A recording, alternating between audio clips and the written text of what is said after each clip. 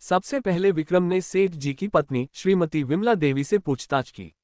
वह सदमे में थी और ज्यादा कुछ बता पाने की हालत में नहीं थी।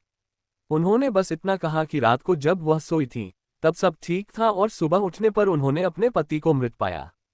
इसके बाद विक्रम ने सेठ जी के बेटे राहुल दास से बात की। राहुल एक बिगड़ैल युवक था जो अक्सर अपने पिता से पैसों के लिए झगड़ता रहता था। विक्रम को उस पर शक हुआ, लेकिन राहुल ने अपनी बेगुनाही की कसम खाई और कहा कि वह पूरी रात अपने दोस्तों के साथ पार्टी कर रहा था। उसके दोस्तों ने भी उसके दावे की पुष्टि की।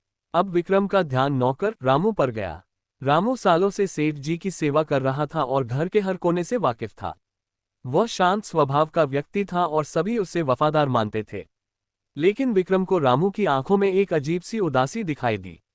जब विक्रम ने रामू से पूछताछ की तो वह थोड़ा घबराया हुआ लगा। उसने बताया कि रात को उसने सेठ जी को आखिरी बार खाना दिया था और उसके बाद वह अपने कमरे में सोने चला गया था। उसने किसी भी तरह की आवाज सुनने से इनकार किया। विक्रम को लग रहा था कि कुछ तो गड़बड़ है।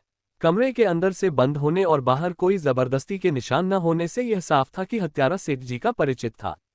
लेकिन कोहिनूर लखनऊ का गायब होना इस मामले को सिर्फ घरेलू झगड़े से कहीं ज्यादा पेचीदा बना रहा था।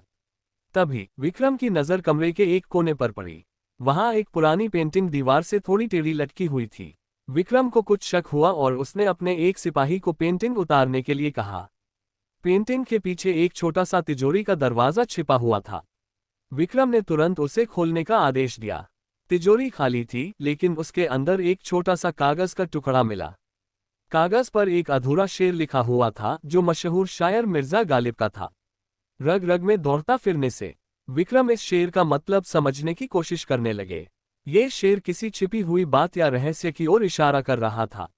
फिर अचानक विक्रम को याद आया कि सेठ घनश्याम दास भी शायरी के शौकीन थे और अक्सर गालिब के शेर गुनगुनाते रहते थे। क्या यह अधूरा शेर कोई इशारा था?